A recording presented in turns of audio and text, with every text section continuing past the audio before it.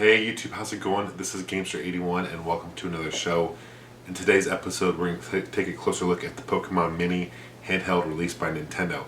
It's got a lot of interesting features. In fact, a lot of features on this handheld were the first for a handheld, so pretty groundbreaking in that sense. It kind of flew under the radar, to be honest with you, at least for me, in 2001 when it was released, but we're going to show you some gameplay. I'm going to talk a little bit about the system itself and let you guys see what you guys think.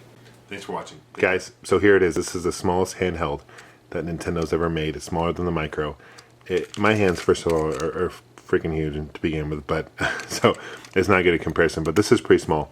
One thing about the system, it came out in November of 2001, and actually was released a month later in December in Japan, which is unusual because most systems that Nintendo makes seem to be released in Japan first, and then they initially release them to Europe and North America later. In this case, North America saw it first. I'm not really quite sure if this thing made it to Europe. In fact, I want to say it did go to Europe. I think it was released about the same time as in North America. This is interesting handheld for sure. To be quite honest with you, it went under the radar for me. I didn't realize it was released in 2001 until much later. And I don't think it sold very well, although it's a collector's item. I don't know how much it retailed for, but I can tell you currently these things are anywhere from $50 to about $100 to pick up. Came in 3 colors, green, comes in blue, and purple as well. You can tell that Nintendo actually got a lot of its, inspiration by their main competitor Sega. This is a VMU, plays into the Sega Dreamcast controller, so you can see there's a huge comparison as far as size goes. I do like the VMU Sega's design a little bit better in the sense that it uses the watch batteries, where this thing uses a AAA battery, a single AAA battery.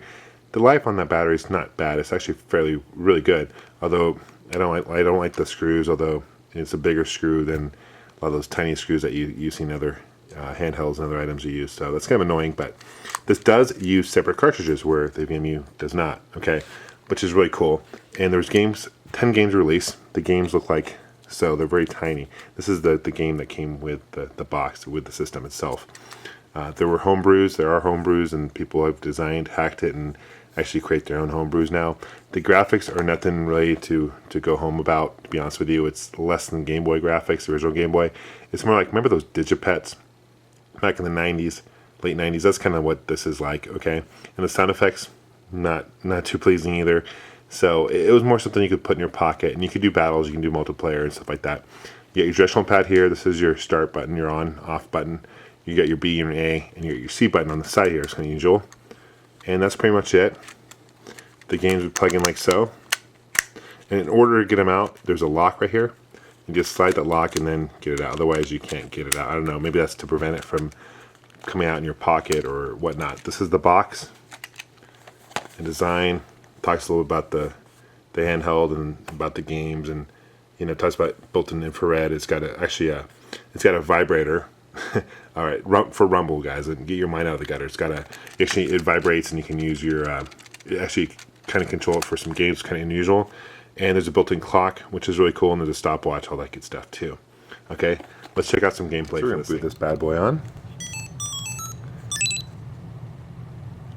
Pretty similar to the VMU graphics. So you basically there's about 6 or 7 games on here. Pokemon Party. This is my menu options. This is your stop clock, your calendar. You can choose a stop clock as well, which is cool. Let's go to the main menu here. Let's check out Pikachu's Rocket Start. So once you hear rumble, you gotta hit any button. Once you feel rumble.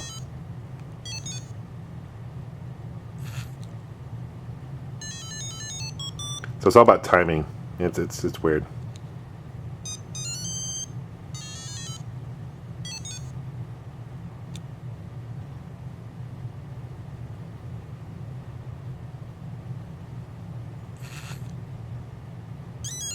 So I lost. See, this is weird.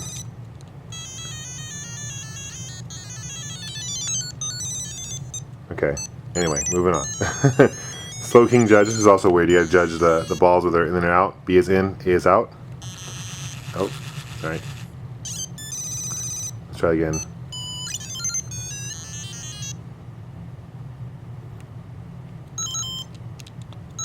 Some of the way it bounces, it's really weird.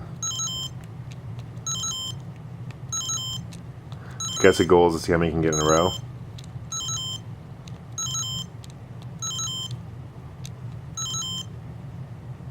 What the hell? It's like 2 balls? Okay, I'm just gonna miss it on purpose here.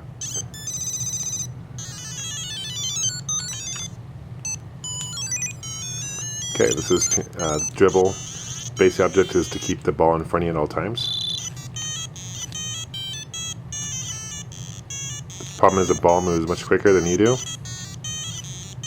You're supposed to pass the finish line, I guess, before. Okay, let's start over.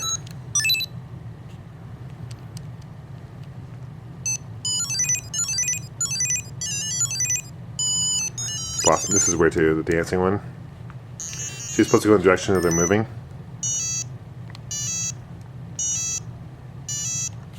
Left. Right. Okay. Yeah. That gets tedious, as you can see.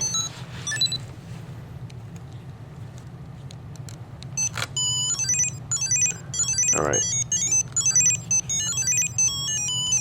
This is boxing. This is the last single player game. If you shake it, it's pretty cool. Punch, punch, punch, punch, punch. Can't really see what's going on. It's weird. You can definitely feel it vibrate though. I guess when it starts, you know, it's just a weird. So I know. I guess I hit him 7 times. It's kind of weird. You don't know what's going on when you shake the thing. Odd. And the last 2 are just multiplayer games. So you got. This is, you need 2-player for that, and you can do battle mode as well. So that's just neat. So thanks for watching, guys, and until next time, happy gaming. Take care. Bye.